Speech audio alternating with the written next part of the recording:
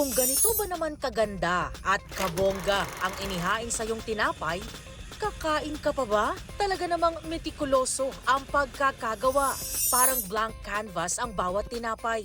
Kuhang-kuha ang ilang religious figures. Eksena sa pelikula. Pati na ang ating double Olympic gold champion na si Carlos Yulo.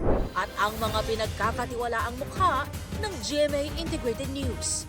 Obra ang mga iyan ng Cebuano artisan baker na si Marlo Pimentel Lidot na nagsimula sa paggawa ng pandesal at ibang tinapay noong 2010 gamit ang 2,000 pesos na puhunan. Proudly made po talaga, purely Cebuano po as a Filipino po talaga na handcrafted po. Hindi lang basta-basta na tinapay.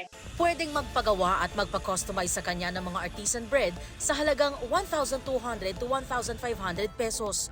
Marami rin daw flavors gaya ng ube, keso, malunggay, kape at tsokolate.